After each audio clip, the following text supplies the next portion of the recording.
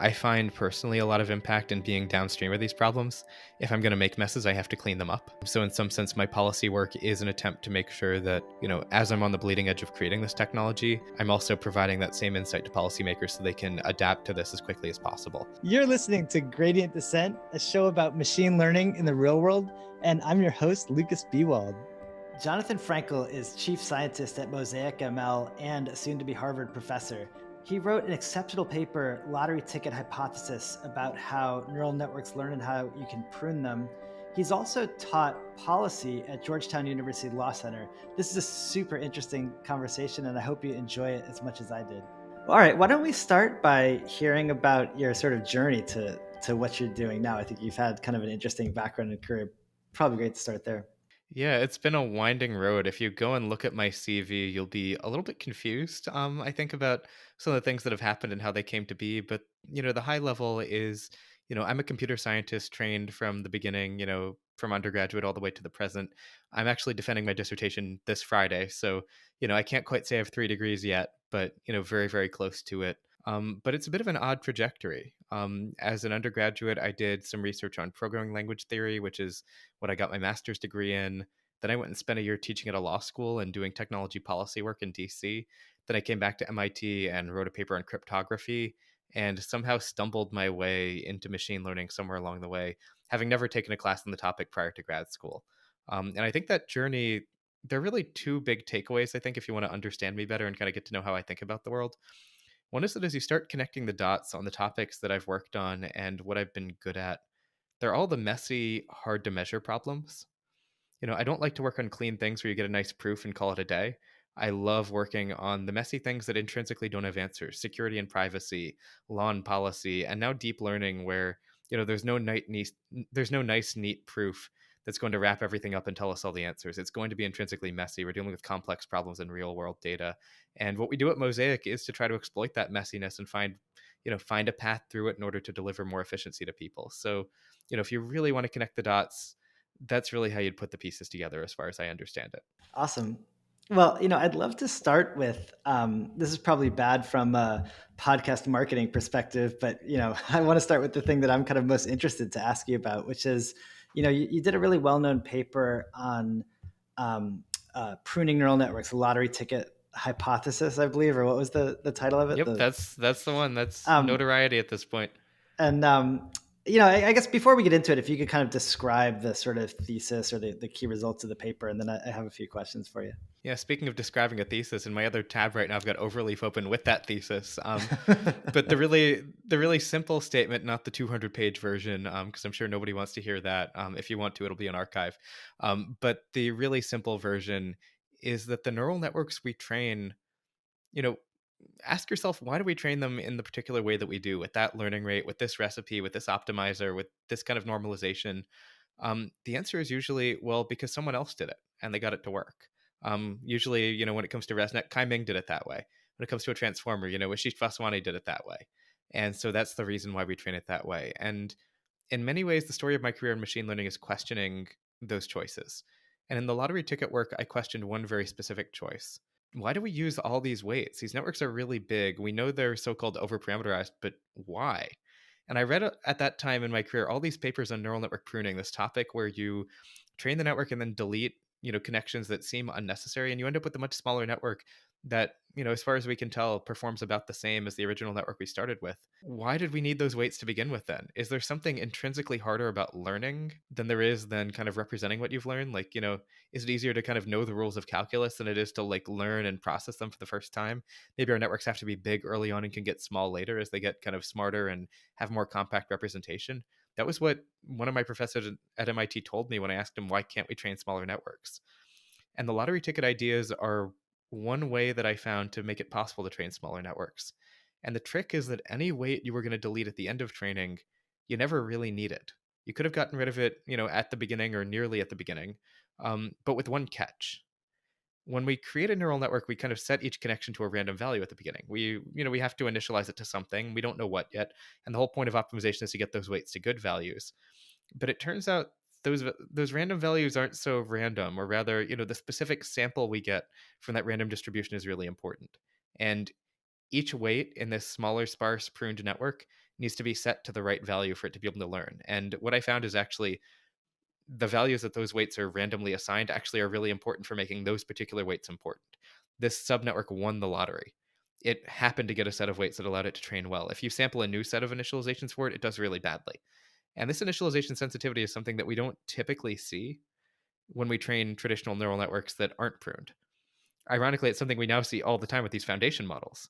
Like the whole point of a foundation model is a good initialization. So I think these ideas have come back around again in a neat way. So are you saying that really the point of having many more weights than you need is just that some of them randomly get assigned good initialization values? Is that what you're saying? It's a possibility. And the only reason I'll say it's a possibility is because I'm an empiricist.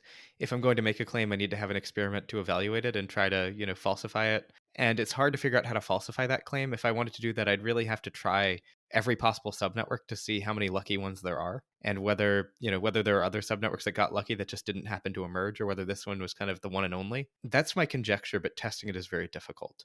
That perhaps by a certain point in training, just the network is optimizing in a lower dimensional subspace, that some of the weights just become unnecessary. And so learning actually can take place pretty successfully without those extraneous weights, or at least whatever subspace it's in could be axis aligned in such a way that you could prune a bunch of weights from the network. Now, again, testing that is exceedingly difficult. And if you have a way to do that, please let me know. I'd love to have another dissertation chapter. But I think that is the high level conjecture that in the original paper, we called it the lottery ticket hypothesis. There's a hypothesis and a conjecture, and that is the statement of the conjecture. And I guess one way to check it is just to go back to what they were originally set to and see that it has the same quality of performance, right? So when you go back to what they originally set to and it has the same quality of performance, that at least indicates that that subnetwork is sufficient, but it doesn't necessarily mean that subnetwork is actually important to the training when the whole network is there. It could be that we found our way into some sufficient subnetwork that was actually doing nothing in the context of the whole network. So being able to say what that subnetwork is doing as part of a whole is a little bit more difficult. It's entirely possible that the optimization picture looks completely different when you have the dense network that isn't pruned and the sparse network that is pruned. And we do know that that optimization behavior is pretty different. Pretty different. So you can't just reset the weights and to what they were when you started training and then remove all other weights and get the same performance then, I guess. Oh, you definitely can. Oh, you so can. That's kind of the crux of the lottery ticket experiment. Is removing all the weights except those that you kept from pruning and then just setting them back to their initializations and training them again. That does work quite well. But the question is, what purpose was that subnetwork serving within the context of the dense network? That subnetwork is good. It's able to learn on its own, but that doesn't necessarily mean it was useful in any way for the dense network. It's entirely possible that there are two completely different dynamics going on when you have the whole network versus the subnetwork. And, I can't say for certain. It's that gets into tricky empirical scientific questions that we don't really have an experiment for right now. But you observe that the performance of the subnetwork is similar to the entire network, right? The dense network. Definitely. I'm not quite sure what you're saying there. The subnetwork seems like it sort of is responsible for all the performance then of the entire network, right? Or I think it's a necessity versus sufficient distinction. The subnetwork is certainly sufficient to get good performance, but it's unclear whether it's actually necessary. And, one way to actually test this is to take that subnetwork and try here. I'll pose you. I love these thought experiments. Take that subnetwork and instead of keeping only the subnetwork, actually delete only the subnetwork and keep all the other weights. So you've got a subnetwork that's like 1/10 of the size of your original network and you've just wiped it out. What do you think is going to happen to that dense network when you try to train it except missing with that hole in the middle where the subnetwork should be? Is it going to do really badly? I mean, I guess it's an empirical question, but I would sort of imagine that it would find another 10% to lean on. Is that right? That's exactly right. And so it's, the claim that it's necessarily leaning on that 10%, I think it's something that we can conjecture about, but it's something we can't say for certain because we don't have evidence to back it up. Because if we were to delete that, it'll lean on a different 10% if the leaning is even happening. We could make that claim, but we need some hard evidence to show that it's even leaning on that 10% to begin with. That 10% happen to have the highest magnitude weights at the end of training, but even magnitudes of weights doesn't necessarily confer importance to that. It's hard to say which weights are actually important and which weights aren't for the function. And using magnitude as a heuristic is a very bad one. At least it's, there are all sorts of fancier ones in the literature. They don't tend to work that much better, but people would argue that magnitudes are a very naive thing to do. Yeah, I guess that makes sense. Do you think that like high rates of dropout cause more of the network to get used, or I would sort of imagine that if there's a lot of dropout happening, it might force the network to use more of the weights available, at least to have a redundant mechanism. No. Maybe. So there are a couple complications there. One is that dropout typically works in the neurons rather than the weights. And so it may end up having a very different effect potentially. And there does tend to be a huge difference between pruning weights and pruning neurons in terms of how well you do and how much of the network you can prune. The network seem to like having extra representation capacity, that is extra neurons, but each neuron seems to not use that many different inputs, hence why you can prune individual weights much more easily than pruning entire neurons, even if you're pruning in effect the same number of weights. So the other piece here is that, we have this intuition for what dropout might be doing. We don't necessarily have evidence to back up that that's what's happening. The original dropout paper makes all sorts of, claims that I would consider pretty outlandish and unsupported by any empirical evidence. And I like to only say what I have evidence to show. So it's hard to say that there's, again, necessarily a relationship there unless we can come up with an experiment to test whether dropout is somehow, making the network more robust to pruning or something along those lines. Well, that does seem like an empirical question, right? If Oh yeah, dropout yeah. makes the pruning, what is there sort of an inflection point in the pruning? Like, do you have a sense of like, hey, you can prune up to X% before there's problems? It sort of generally holds across networks or across ranges of data or anything like that? Not that holds in general, unfortunately. And one nice way to test this is actually, even for the same network and the same training regime, you can play with the difficulty of the data Mhm. in ways that make it harder to prune or easier to prune. So, as an example, training a network on just a standard image task, you can prune some percent of the network. And, let's say for a ResNet 20 on CFAR 10, something that anyone listening to this can probably train in a few minutes on a GPU at this point. That's about 90% of the network that can be pruned, or 85%, somewhere in there before accuracy completely starts to, drop off. If you prune all the weights, obviously things don't go very well, and there's some inflection point there. If you were to try doing this on an adversarially robust training task, which demands more of the network and is a little bit more capacity intensive, one would imagine, you aren't able to prune as much typically before accuracy starts to drop off. Anything, the task, the way that you optimize the network, the final performance, they can all affect your ability to prune and how much you can prune. I wish there were a nice general rule of thumb. The answer is usually somewhere between 2x and 10x. Compression via pruning. Although, in some, crazy cases, if people set it up right, you can prune 100x or prune down to 100x smaller. Usually people set that up to make their pruning methods look really good in the literature, even if, at the end of the day, those are toy examples that are just meant to get gaudy looking numbers as opposed to, really being scientific. Is it even consistent across training runs? Like, do the pruning performance stay the same on the same data set with just say different random initializations? It does tend to be pretty consistent across random initializations and random seeds. But then again, we've chosen, in some sense, we've evolved the way that we train these networks to be consistent across initializations and seeds. We've spent 20 or 30 years trying to do exactly that. And, to the point I mentioned earlier about how these sparse networks are very picky about their initializations, I imagine that if we had made it the goal 30 years ago to have networks whose subnetworks aren't picky about initialization, we might have a completely different architecture and completely different optimizers. So, we have to remember that, 30 years of grad student dissent has landed us on these particular networks with good properties that, in this case, we're exploiting. And so I guess there's tons of different properties of a a network that you could examine. Like what is there like a practical application of pruning that gets you excited about it, or what what even caused you to look into this? I like it honestly for the scientific application. I'm really excited about the idea that we can understand how these neural networks learn more effectively. Right now, or at least when I started doing my research back in 2018, one thing that really struck me was just how utterly unscientific the literature is. It's just littered with all these claims about flat minima and about the noise of stochastic gradient descent, about what dropout does, about internal covariate shift, most famously with batch norm, just, a term that they completely made up in the paper and never actually tested to see whether the effect was real before they proposed their, supposed remedy.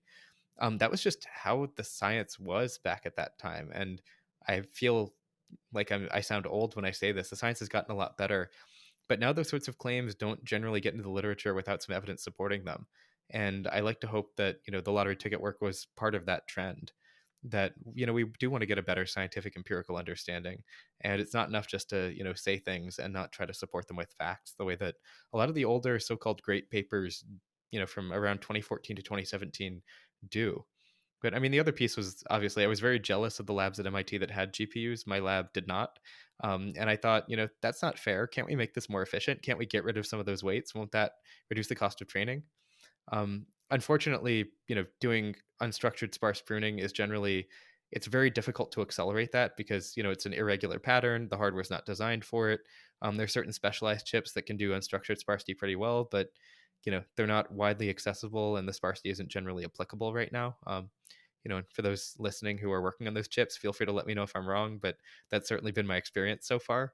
So I would say this was a bit of a swing and a miss on that front. It was certainly effective on the scientific front. We've got all sorts of cool ideas that have come out of the lottery ticket work. But I think for me, Mosaic is really kind of, the second at bat in some sense. It's an attempt to ask the same question, how do these networks really learn empirically? And is everything we're doing necessary? Are our recipes actually good? Or are there better ways to train them out there? This time without the sparsity, which is hard to take advantage of, and instead with an eye toward anything that will actually speed things up and actually produce cost savings, immediately today on real hardware. And so I guess, it's funny, I was thinking maybe this is a good segue into Mosaic, but like when I think about transformers and attention, that is another case like Dropout where we have these sort of like evocative words like attention that one wonders how real the sort of hand wavy explanations are, but we still, I think, kind of generally use them. I'm curious if you have thoughts on how much transformers is sort of just a product of somebody doing something that kind of worked well and everyone's sort of copying the details of it, or some kind of fundamental insight. Like, do you think if you ran back history 100 times, you would get transformers? Like what parts of transformers do you think you would get in every case, and what's just sort of the one-off of like the sort of random path that we took to this architecture? That's a great question, and it's hard to say. I do think there is something pretty fundamental to what we call self-attention. I don't know what it is that's so fundamental to it. That's very tough to say. It does seem to work quite well, and we've had plenty of attempts to replace it that have, had varying degrees of success, but still nothing has supplanted it. And given that the attention is so effective and also so cheap relative to the massive feed-forward layers we use in, our giant models, the really, 10 billion plus parameter models today, there's no reason not to use it if it's effective. It's not really asking to be replaced in some sense, the way that batch norm is asking to be replaced. If anyone has a batch norm replacement, please let me know. I want to get rid of it very badly. I think it's such a simple architecture. I think we would have arrived there eventually. Like at the end of the day, the self-attention is really the most powerful new component. Otherwise, it's just a feed-forward network. And the self-attention was already kind of bouncing around the literature in various ways. And the folks who wrote the paper really put the pieces together exceedingly nicely. These good inductive biases are hard to come by. I have a bet going with Sasha Rush right now that transformers will still be the go-to way to train NLP models in another 5 years or so. And that bet is placed because convolutions have lasted a really long time in vision. The vision transformer is still something that I almost never get asked for at Mosaic. It's an academic curiosity by and large. The ResNet is the real workhorse still. So convolutional networks they've stood the test of time. Recurrent networks stood the test of time. I think transformers will as well. These little inductive bias insights are pretty hard to come by. But when you take a step back, they're relatively simple tricks at the end of the day. And I guess what then matters for speeding up training at this point, and kind of what are the things you're working on at Mosaic around that? Everything matters. I wish I could tell you that when we get a 7x speed up on a model, like we did with ResNet 50 on ImageNet, or a 3 or 4x speed up on BERT pre-training, which we'll announce probably by the time this podcast is out, it will be announced. Or, the speed ups we'll have coming on GPT-3 that I don't know yet, but I'm sure will be out by the time this podcast is out. I wish I could tell you, here's the one neat trick you need to do to get that speed up. The answer is the ResNet 50 recipe, that 7x, is 17 different interventions into training, affecting everything from data augmentation, the inductive bias of the network, the optimizer, regularization, the loss function. It's basically anything and everything that there is in the network, even shaping how things go over the course of training. I wish it were one thing, but as with all good systems optimization, it's 5% here, 5% there. And once you stack enough of that up, you get to something really impressive sounding like 7x. But I guess the challenge, with like maybe all neural net research, right, is like each experiment is kind of expensive, and these things don't typically, in my experience, sort of add up linearly. Like how do you even kind of know what's contributing to your speed ups? This is why we have a research team. This is the hard part of our jobs, is trying to piece together what may work together with what. People often ask me, is the secret sauce at Mosaic the speed up methods? And the answer is no. We put that out open source for free. The secret sauce of Mosaic is the research team that has developed the methodologies and the intuitions and the ways of thinking about the problem. It's an emerging science, this kind of science of composition. It doesn't necessarily we don't necessarily have a good recipe. I wish there were some automated system that would do it for us so I could tell all the researchers to go to the beach. But a lot of it really comes down to some principles we're developing. Like the early part of training, nothing that important or interesting tends to get learned. So, we can generally get away with, say, decreasing the resolution of images or truncating sentences, or playing with the masking ratio for a BERT or something like that. Principles like that, you really only have a certain budget of regularization for a given training run length, and so you need to use that wisely on things that won't slow down training. And there are regularization methods that are no effect, and some that are actually pretty meaningful slowdowns, and you have to choose wisely on that front. Some ideas around balancing which parts of training if you make back prop faster, you got to make forward prop faster as well. Otherwise, you start hitting diminishing returns on anything else that makes back prop faster. But there is a lot of art to this as well. How do you get it such that it's good enough for this model, but not so overly specific to one data set that it won't work if somebody comes and has a new data set they want to try on this model? There's some kind of balance between how specific and fast the recipe is and how general and perhaps slower the recipe is. And again, these are all kind of in some sense subjective trade-offs that we have to make. It is a little artisanal at this point.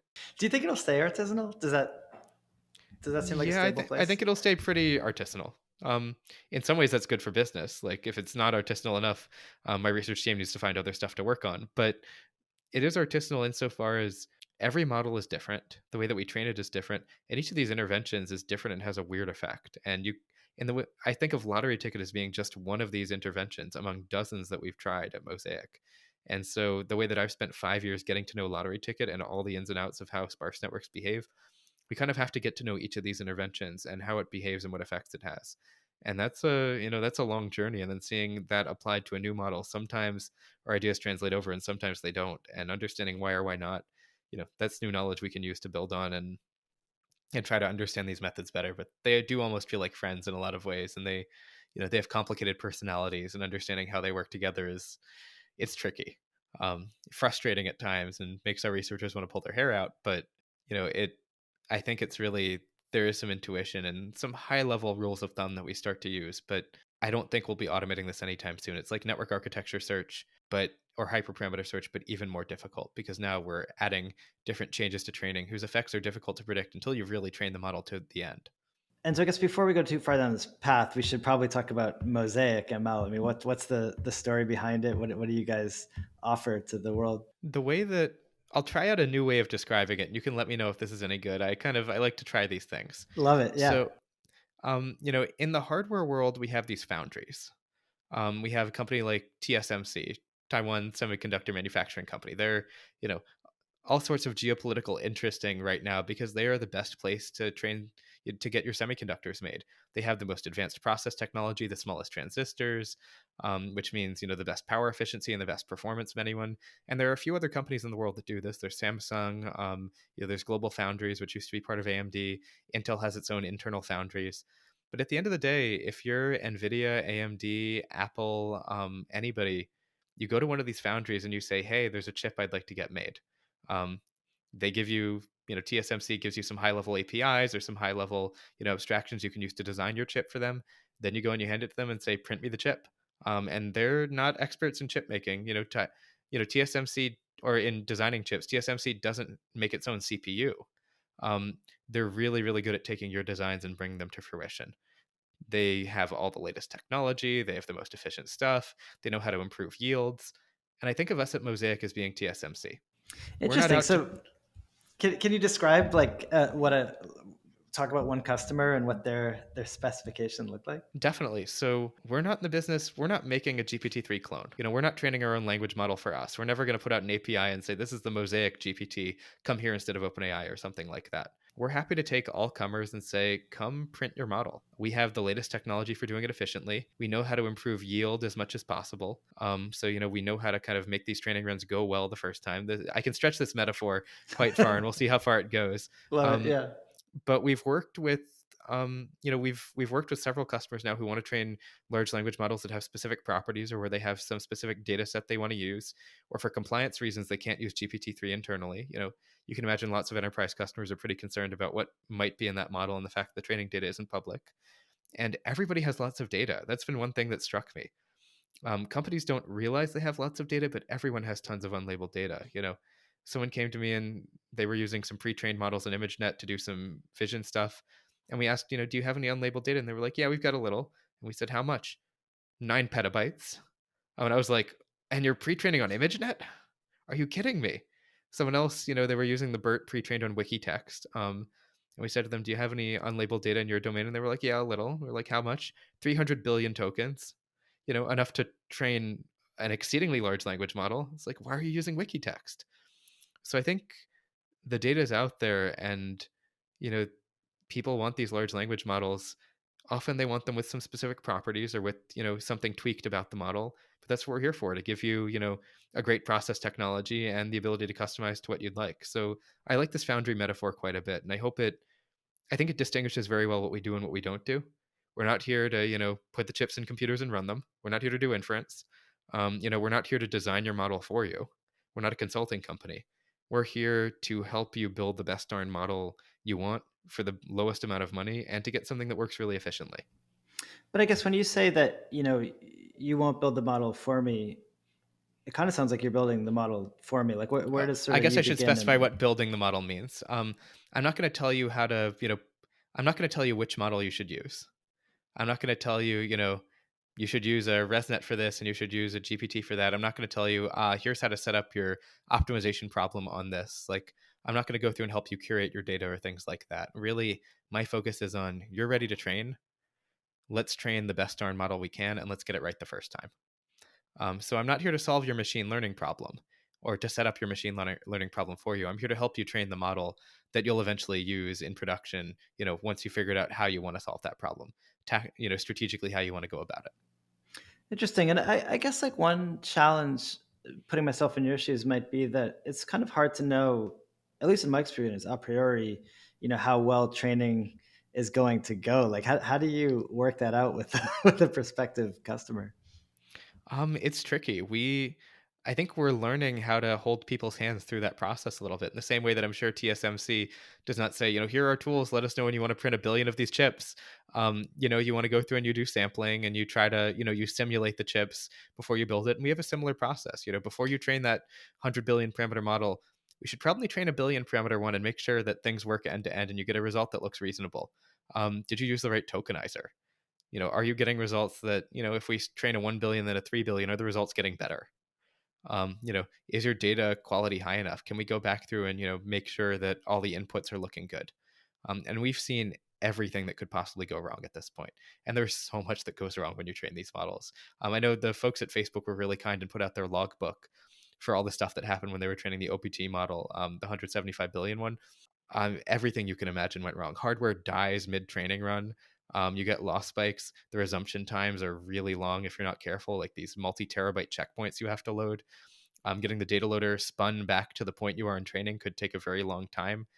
Um, and just some weird stuff happens. I mean, in some cases, they're just like, on a training run this long, you'll get memory errors. Like, that 1 in a billion, cosmic ray striking your memory will happen. You get things like, oops, I used a different tokenizer for training as I did for evaluation. And so all my evaluation results look really bad, even though my model is really great. So we try to get all that stuff ironed out at the small scale. And then we'll work with you to kind of, go bigger and bigger and bigger until we're ready to, to build the giant chip, as it were, and really actually train the model. And I guess in my experience, people typically, don't just want to train a model one time. They want to continuously update it forever. Do you then sort of take over that process for a customer? How does that work? We're certainly in the loop on that front. We have APIs and a Python software development kit where, if you want to do data intake and just schedule retraining to take place, you can just do that on our platform. Really, we've got the platform and it's very easy to program around it for simple automation like that. And we have tools to help you do that. And yeah, I think you're right. Like, a lot of people say to us, aren't you going to have a bad business? Like, customer's going to come to you once, train that model and then leave. And I think the metaphor our CEO Naveen likes to use is like, if you're building a piece of software and you get to version 1.0, do you fire all your engineers and say, oh, I'm done? Software's done. No, of course, you've got more features you want to build. You've got things you want to update. Nothing is ever really done. And I think it's good for our business, but also, once you've done that big training run, we're developing ways to make sure that your second training run is much cheaper based on taking advantage of aspects of your big training run. And that's a place where we're investing pretty deeply in the technology so that each incremental run should be cheaper and cheaper than the last one. almost think of it like a frequent flyer program. The more you train, the more you save in some sense. But there's a lot of really interesting science behind how to do that without, having your first model determine how all of your other models are going to go, because your data may change a lot. And I guess, how do you think about like engaging with the research community? I mean, obviously you're still publishing papers, but you also kind of talked about your secret sauce. Is there sort of like a bright line in your mind about like, kind of what you publish and what you keep to yourself? Definitely. I mean, the first thing I'll say is we don't publish. That is one line I did draw for the team early on. We're not Google Brain. We're not here to be an open-ended research team. We have a job to do and customers to serve. We do science in service of that. But for anyone here who's looking for an interesting job, don't come here if you want to write papers or do open-ended research. That's not what we do. We do like to share our results, and we'll talk about everything. We have to talk about our speed-up methods. If we don't talk about them, imagine if you came to me and said, "Hey, I want to train this model," and I said to you, "Well, we're not going to train that model. We'll train something slightly different, but I won't tell you what. That's a secret." You wouldn't really trust me. We do have to be open about that algorithmically. So the secret sauce is really, I think, a couple things. One is the expertise we built as a team to be able to really attack these models and speed them up. The secret sauce is, in some sense, experience and wisdom, and kind of the culture and the scientific practices we have on the team. The way that we make money is that, we put all our speedups out there, but our cloud platform, our orchestration software, the tools that make it really easy to train these giant models, the managed version of this, that you have to pay for. And that's really, when you're training a large language model, good luck doing it without this. You're going to have to stay up 24/7 and watch the loss for the spike, and then figure out how to roll back and restart. And a lot of those tools, are part of our paid offering. So you do publish then your algorithms. Am I understanding that right, Oh, or you sorry. don't? Sorry. Let me clarify the word publish here, because I think we're using it differently. We don't submit papers to conferences for publication in that way, but we certainly do share openly what our algorithms are, what our recipes are, and that's all available in blog posts and in our open source composer library. So that is, freely available for anyone to see and use. But I guess publish in the academic sense, honestly, it just takes too long, and we can disseminate our results without having to go through peer review and all that good stuff. I see. I see.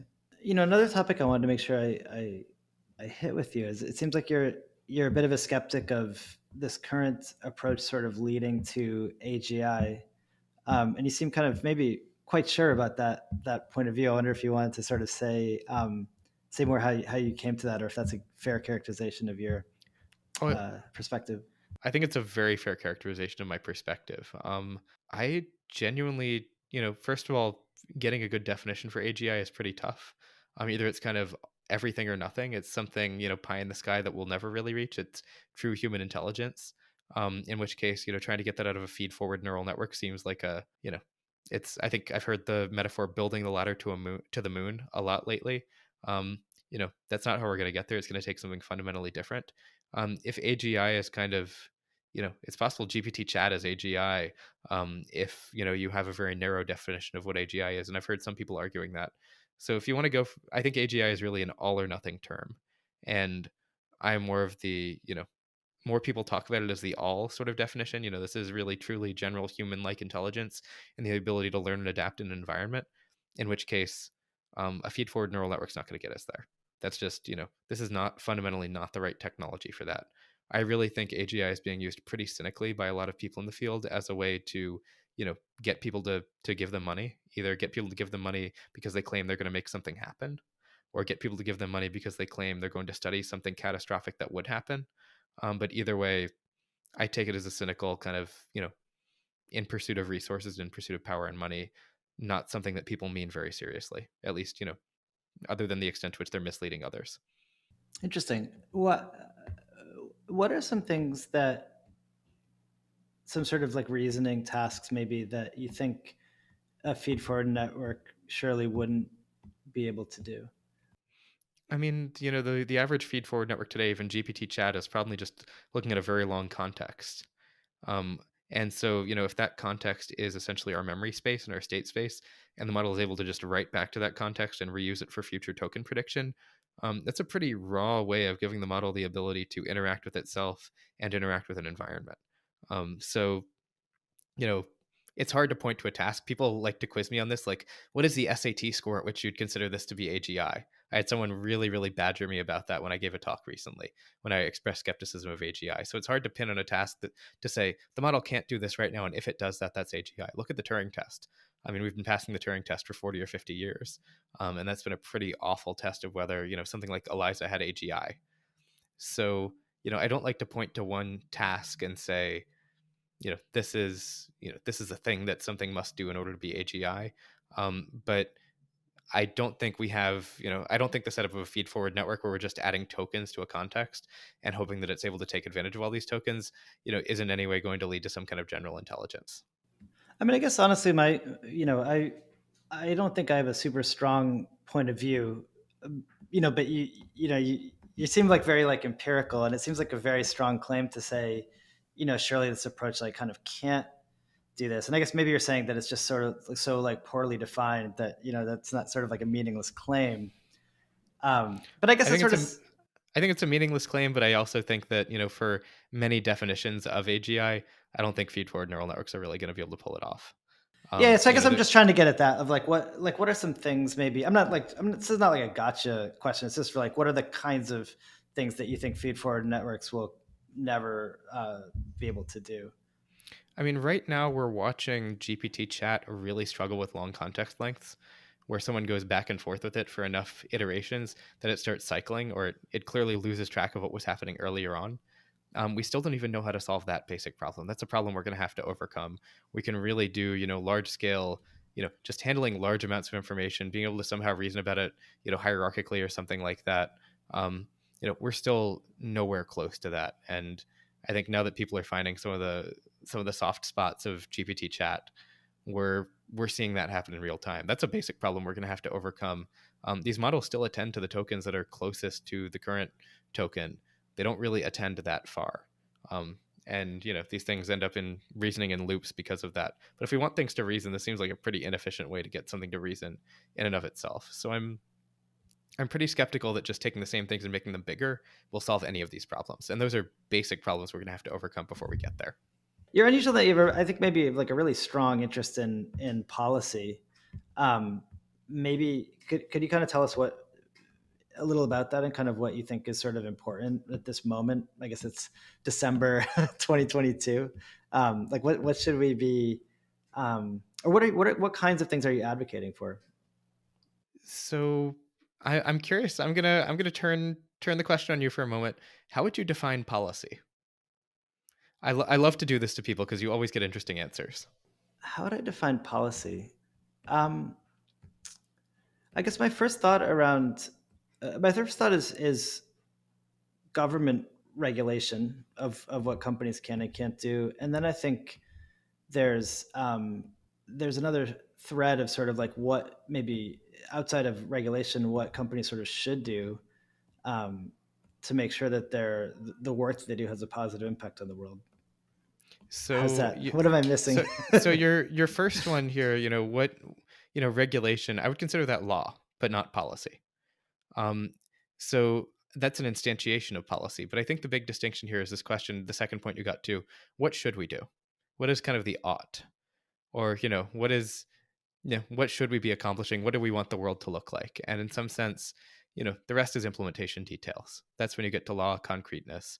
But even policy at a high level can be simple questions of what should we do or what direction do we want the world to move in. And so from a policy perspective, I don't see policy as necessarily advocacy. Advocacy is one thing you can do. You can advocate for, what we should do, but the other is, simply providing consultation to the people who do make policy, to the parliamentarians from around the world, or, what have you, the people who are setting policy and trying to figure out what direction they want their countries or they want the world to move in. That tends to be the role that I take. I tend to be a technical expert that gets called in to help provide context to policymakers on topics, in this case related to machine learning, but in the past it was privacy or security. So I spent a year at Georgetown Law kind of as the technologist in residence, helping them to make their decisions better on what kinds of policies they recommended, or what kinds of research they did, or how they understood what their findings were on various topics. Specifically in that case, police use of facial recognition in the US. We did a big study showing that I think at that time 1/3 of all American adults were in a police facial recognition database.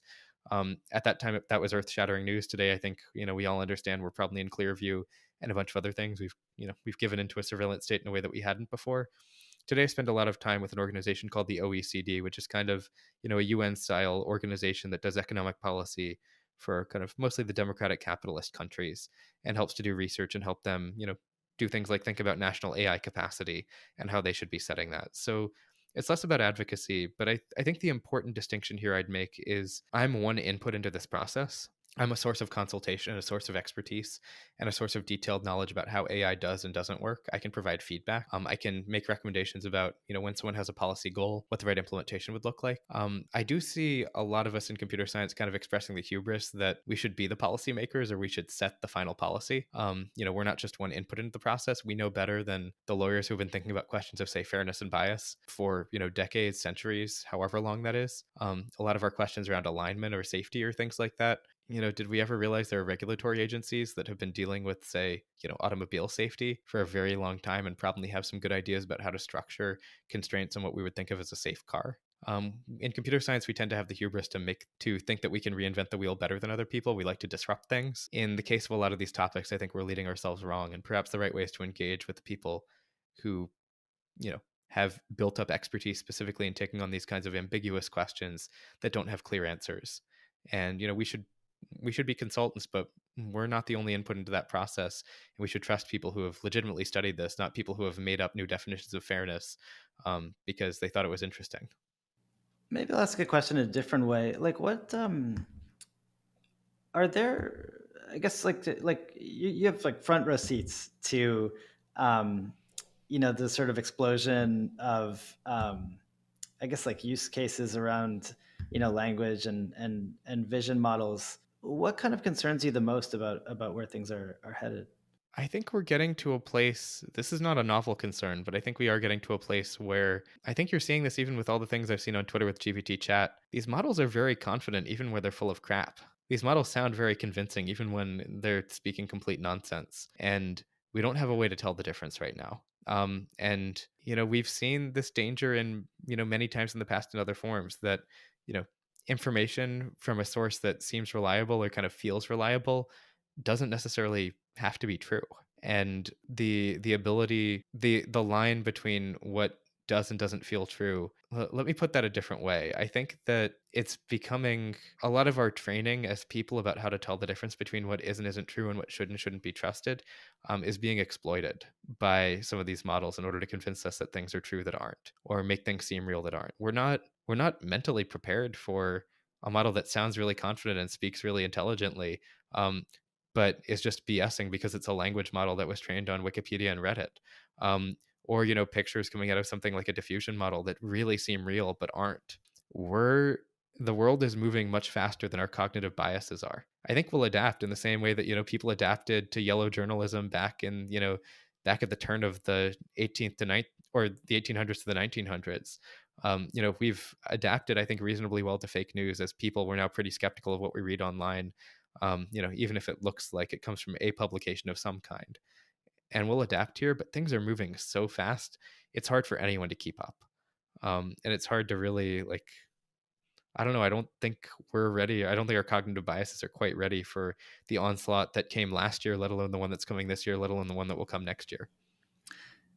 And I guess as someone, like building a foundry for making like lots of these models, is there are there like things that you feel sort of like obligated to do on your side to sort of like kind of help with these issues, or is it really just sort of like a training of the consumers of these models to maybe like not trust confidence, which might be a useful thing for people to do anyway?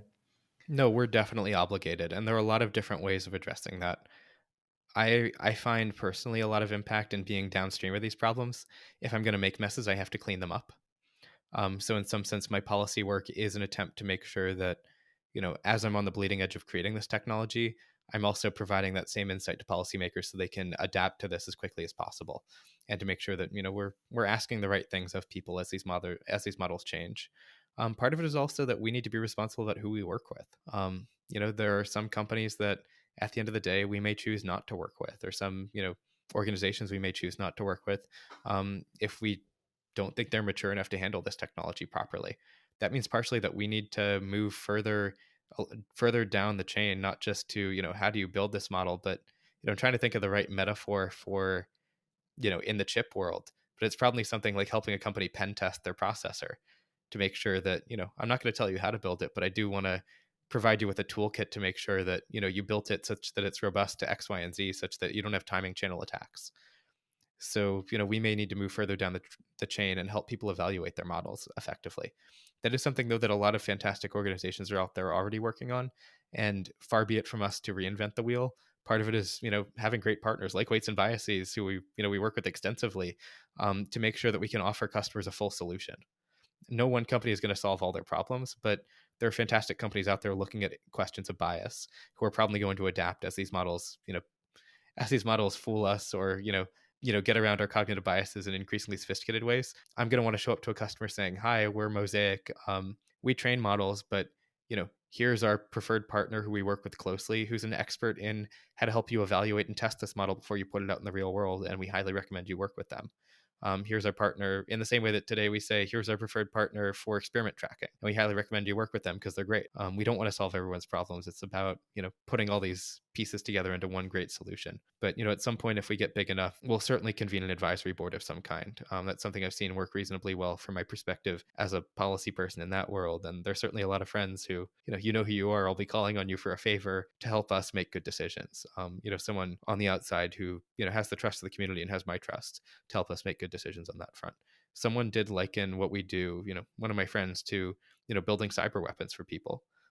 It's these models can certainly be used in that way. And we do have responsibility to, help make sure that these models are being used carefully and, keep an eye on what our customers want to do with them. I guess, you have really front row seats into applications of these models. What's your perspective on like what sort of new use cases are opening up with this technology? Everything. I mean, I will give you a worse answer than just browsing your Twitter feed right now to some extent. I'm watching my research group back at MIT try to make GPT chat, write programs. I guess I won't scoop them because this podcast won't be out for a little while.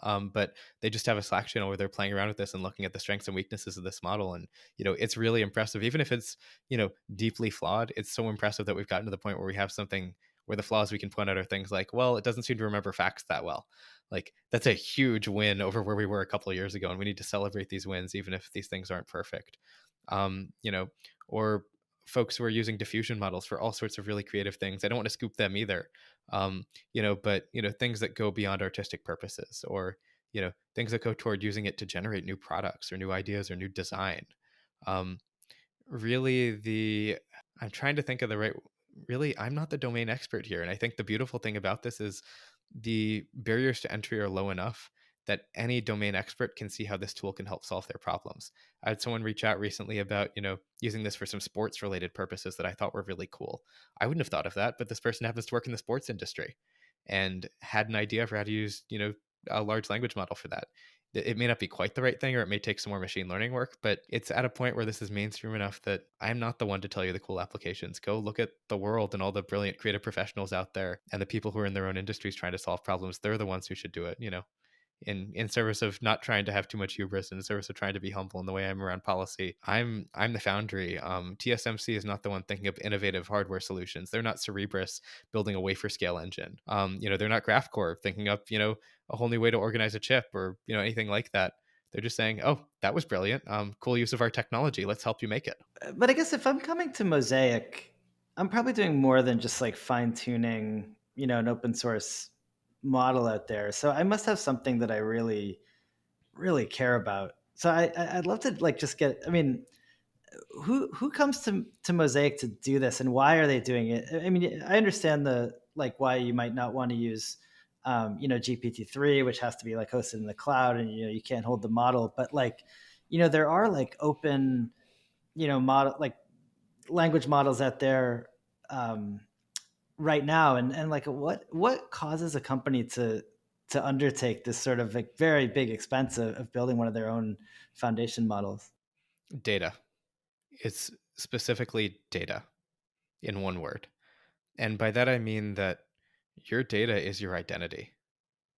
That means both from a personal perspective, but also from a company perspective.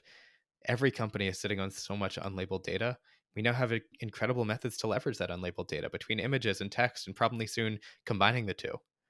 and combining all sorts of other modalities. That data is your identity. And would you rather use the same identity as everybody else? Or would you rather use your identity? Would you rather use Reddit, which is probably a pretty large part of what's in GPT-3?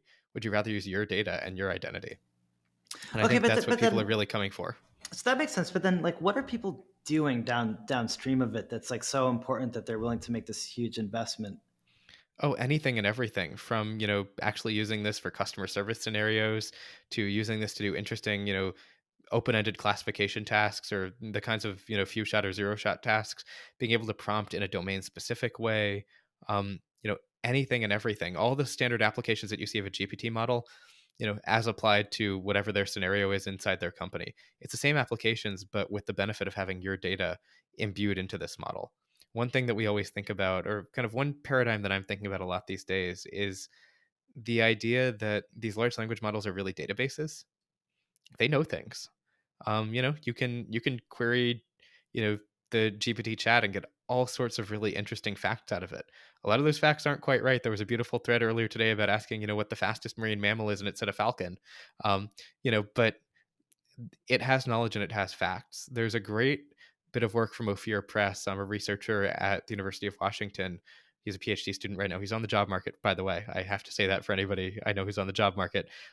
Doing this thing he calls self-ask, where he gets the model to kind of reason through a task by asking repeated follow-up questions. And then he did this really cool thing where he Googled each of those follow-up questions and took whatever answer Google gave in its knowledge box and gave that back to the model. So having these models now interact with databases, or having these models be the databases themselves, and probably some combination between the two, I kind of think of every relational database out there as an exact version of a database. You have a schema, you have a way of querying data. These large language models are in some sense soft databases. You can ask them natural language questions. They can find relationships between data that aren't expressed in a relational database, but might be expressed if you give it enough data and teach it what text looks like or what language looks like. And you can query these things like databases, or even connect them to databases as well. So I think that's really, for me, I see that as an emerging application area. Just thinking of these not as models, but as like these soft databases that give you the ability to make connections that you could never do if you had an exact relational databases. So kind of fuzzy databases or approximate databases. I'm sure someone will coin a much clever term than that, but that's how I think of them today. And when you think of it from that perspective, do you want your database to be whatever it is, whatever web crawl OpenAI used, or do you want your database to be your data? The answer is probably a combination of both. Probably both. I was gonna say, yeah. But you certainly want your data in there. And if you have a lot of data, whether you're pre-training from scratch or starting from, OPT or some other, pre-trained starting point, you still need to imbue this model with your data. How many companies do you think will try to build these large models from scratch? Hundreds, at least, possibly thousands. At least our business so far seems to reflect that possibility. Business is really good for training large language models. We do feel a little bit like TSMC right now, in that getting capacity on TSMC is really hard, and you got to be an Apple-sized customer to be able to book that capacity a large way in advance. And I feel that way right now in terms of how we're booking our large language model training at the moment. And my team will certainly, if you manage to find them right now, they will tell you that as well. But the answer is everybody. Everybody is sitting on so much data. Many companies are going to need lots of these things. And, lots of companies are going to need at least one of these things. We're seeing this all the way down to relatively small companies that want to do some fine tuning of these models because they have, some business specific data that is really important for them to be able to use these models effectively. So I genuinely think, what is it? GPT chat got up to 1 million users like after a week of use. I think that should tell you something about the number of people who have found interesting use cases, or at least very curious about where this technology might fit in. And if that's a company, they have a lot of data that they can use to kind of customize this model for them. And it really, at the end of the day, if we've learned one thing from these large language models, it's all about the data. The models aren't very interesting. They're transformers, yeah. It's a cool technology, but transformers are pretty simple compared to an LSTM or something like that. It's not even about the way we train it, other than the fact that the way we train it is really expensive right now, and Mosaic needs to get that cheaper. The data is where the magic happens. The data is what gives this model its superpowers, and that's a place where everybody's going to want to customize. It's interesting you say that as someone that does the model building. Like, do you offer any kind of services like active learning, or like ways to improve the data if you feel that the data is the most important input into the model? Like, how do you engage with the data? Right now, I mean, we have a lot of excellent partners who are fantastic at this, and we're a startup. We need to stay focused, and our focus is on making it cheap enough that you can even contemplate doing this. The data is a problem you only think about when you can actually train the model. And if I told you the model was $10 million to train, well, in many cases, you don't care about data quality at that point. You just know that you're not going to be able to afford to train it. If I tell you that model is $100,000 to train, then there's another conversation to be had. And I think for the first time, we're even having that conversation in a way that I don't think we could have prior to a lot of the efficiency work that's happened at MosiacML and elsewhere. So now that we're in this place, it's something we're definitely thinking about, and it's something that we're building tools to provide. Um, but it's something that, there are a lot of fantastic companies out there and a lot of fantastic partners that are experts in data, and far be it from us to, walk in and think we know better than them. Can you tell me some of your favorites? I mean, I'm curious. I'm neutral in this because I used to do a data collection company, but I haven't in years. Do you have a? I don't want to play favorites or in public or anything like that. There are a lot of great folks out there, and we've worked with a lot of different folks in the past, and we're probably going to work with a lot of folks in the future. So I don't want to play favorites here, but you know, it's a really competitive space, which means there are a lot of really smart people working hard to do better at data curation and data labeling. And I would trust them over me right now for sure. I haven't been doing this for years the way that many of these companies have, and you should go to the experts. We're really, really good at training, and we do that really well. And depending on what kinds of data someone's working on, and you know what kinds of customers or what kinds of companies are looking to work with, we can point them in a number of different directions. But it's fun being a startup. It's like being in academia in some sense. Nobody's an expert in everything. And if you want to accomplish anything significant, you have to collaborate. And I like to look at the world as being full of, awesome collaborators who we can work with. All right. Well, we always finish with two questions, and I want to make sure I have time to get them in. And one of them is something that I'm sure you'll have a good answer for, which is kind of outside of what you're doing now. What's another area of research that you wish you had time to look into? Like, what do you think is, I guess, an under appreciated research topic in machine learning? Oh man, there are so many. I would tell everyone who's working on adversarial examples or federated learning or anything else that's kind of, academic and not very exciting to go work on any one of these instead. Um, for me, I am really excited about the data questions. I think understanding how much data quality really matters, understanding how much these things like reinforcement learning with human feedback or just instruction fine tuning actually matter. Are these red herrings? OpenAI said they were important. Why should we believe them? Why should we believe anyone until we've reproduced this and seen whether it's actually valuable? There's a great opportunity for us to, you know, for those of us in academia, and in my other life, I will be an academic next fall again. And technically, I guess I still am for another 3 days until I defend. For those of us in the academic world, these are fantastic questions to ask. I don't think we should take for granted that someone said, you know, someone like OpenAI said, this is what they do, or talked about it, and therefore it must be what they're doing. These are questions we can scientifically approach. And I think the beautiful thing about this is they're not that expensive to take on in a lot of ways, especially the fine tuning questions. Those just involve fine tuning a model. They don't involve training something from scratch. The data questions are a little trickier, but even at small scales, we should be able to see effects that should give us a sense for what may happen at large scales. And so for me, this seems to be the key leverage point right now. I mean, the other questions that always get me excited are the questions of how these models really learn. This is a wildly complex process where we're taking tons of data, tons of parameters, and tons of compute and throwing it together in a stew and mixing it. And sometimes good things seem to come out. But what are kind of the chemical processes actually happening there? How does learning take place? What does the network learn over time, and how does it learn? And what are those dynamics? And that always gets back to, the application is the mosaic question of how do we speed it up? But the mere act of understanding how learning happens is itself a fascinating scientific question. And if, for those looking for PhD programs, and, I don't think it's still too late to apply to Harvard this fall, you better really start writing and, get your letters like yesterday. But, if you want to come work with me in a PhD at some point, those are the questions I'm most excited about academically, because I just find the fact that you can stir all this stuff together and get something like GPT-3 out to be endlessly mind blowing. I totally agree. Totally different direction, I guess. When you look at taking these models and actually getting them running in the real world, both sort of inside of Mosaic, and then I guess it's your customers where you hand off the model.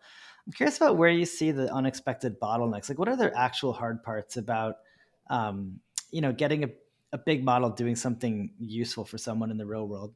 It's always the stupid stuff. just like, anyone who's ever done software engineering knows, it's always the semicolon you forgot. It's never that your algorithm has the wrong time complexity.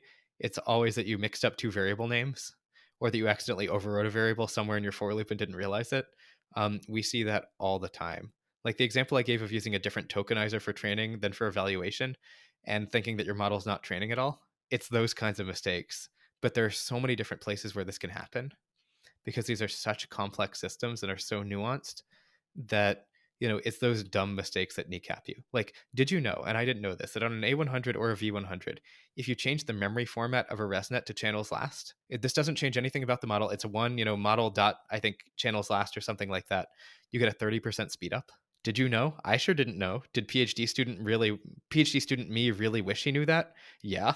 That would have saved me a huge amount of time and a lot of money for my advisor, and I would have done a lot more science. Who knew? It was written down in a beta PyTorch documentation page somewhere. A few people in the know knew about it. We wrote it down and put it out very publicly, and we try to do that with everything so people know where to find it. But it's the little things that always kill you, not the big stuff. At the end of the day, we can figure out how to get the stuff running, but it's the little things that just drag you down. It's death by 1,000 cuts a lot of the time. I think the other killers are always efficiency. When you're training at this scale, if it's not efficient, it's going to take the life of the universe. That's kind of the Mosaic problem in some sense. The other is that there's a difference between getting it running and getting it running smoothly and reliably and consistently. The difference between having something jury rigged. I'll give you a quick anecdote here. Whether this makes the cut or not, we'll see. Here's how I trained my models back in my PhD. Google was kind enough to give me some free TPU capacity, but there wasn't a job scheduler associated with this. You had to just manually spin up a TPU, SSH in, start your job, SSH out, let it go, check on it. The TPU sometimes froze up or died or my code crashed. So I wrote a little orchestration platform on top of it. I wrote a Google spreadsheet and used the Google spreadsheet API so that whenever I typed a line into the spreadsheet with an experiment, my little daemon process I had would read the experiment off, check to see if it was already running. If not, it would assign it to TPU, kick it off, run it, and update the spreadsheet with its status, change the color of the line and everything. And I used this to Nice. train. I used this to collect over the course of my PhD almost 1 million checkpoints. I just deleted those checkpoints because they were taking up God knows how much space, and it was over 1 million files deleted. This was the jankiest thing in the world. It worked. To my advisor's chagrin, it worked. It was terrible and unscalable and unsustainable. And if I'd had to do something even bigger, if I were running a business and this were what we're holding things together, God help me. It was good enough for a PhD student. And a lot of us settle for that quality of solution. A lot of us say we're okay with that. In the weights and biases context, a lot of us say I'm okay with TensorBoard, even though it requires like 128 CPU cores and gigabytes or terabytes of memory, and it still crashes all the time and doesn't really do anything right. And in some sense, there's nicer stuff out there. We know how to build better tools, but I think many of us we don't either. We've been in academia for so long that we feel like we don't deserve better. Why should I have access to the nice tools? I'm an academic. I've been in academia. My research team says this to me all the time. Like, our engineers will say, why didn't you report this bug? Why did you just like do this horrific thing to work around it? And, after we go through enough rounds, it typically comes down to, well, I didn't want to disrupt you and I didn't feel like I deserved to have this bug fixed. We've accepted this self-flagellation as part of being an academic or being a researcher. But to some extent, I think it's that, like, there are clean, good solutions that just work out there for a lot of these problems. And if they're not, someone's building them right now. And that janky solution you knitted together using Slurm, you shouldn't use that. That TensorBoard based solution that like crashes half the time and gets the lines mixed up and has these weird spikes and gaps and everything in the data, there's something better out there than that. And I think we should be willing to use it. We also have this philosophy in computer science of like, I shouldn't have to pay for things. My poor friend who was like using LibreOffice when they could have just paid a relatively small amount of money to Microsoft or Google. And gotten a product that really genuinely did work. But instead they really wanted to do that. Or I had a professor I worked with who really wanted to use his Linux laptop, even though it almost never connected to the Wi-Fi and barely ever printed. And I think, we look at things like Slurm or TensorBoard and we think, I see those as kind of the LibreOffice type solution. It will kind of sometimes get the job done, But also it's not that expensive to get the real thing, especially if you're an academic. There's academic pricing for all this stuff. And if you're a company, the cost of making your engineers' time, the cost of your engineers' time absolutely dwarfs the amount of money you'll pay to any one of these companies out there to get a product that works. So I do think there's something tied up in this, did I homebrew something crappy because, I didn't know any better? Did I deserve better? Do I have this intrinsic trained interest to not pay for things? Because, that's, I don't know, we have an open source ethos in computer science. But all of those things I see dragging people down a lot. They certainly, to some extent, the tools didn't exist when I needed them to, but now there are fantastic tools out there. And if someone were to have the same infrastructure I had, or the same tools that I had, rather the same capabilities I had, the same hardware, the TPUs, they should not have done it the way that I did it in this day and age. There are tools out there that will help you to use that infrastructure more effectively. So, we should be focusing on the problem here. And I think, I've strayed way away from your question, rambled a lot, and we'll see how this gets cut up when all's said and done. But I think, to make a very long story short, it's not as hard as it used to be. There really are tools that will help you avoid making mistakes, and you should just use them. Love it. Well, there's a role here for you as head of marketing if you're interested. Thanks, Jonathan. It's great to talk. And as a dedicated user of your product, we're willing to pay to not have to suffer, and it's worth it for us. Nice. Thank you. We appreciate it. If you're enjoying these interviews and you want to learn more, please click on the link to the show notes in the description, where you can find links to all the papers that are mentioned, supplemental material, and a transcription that we work really hard to produce. So check it out.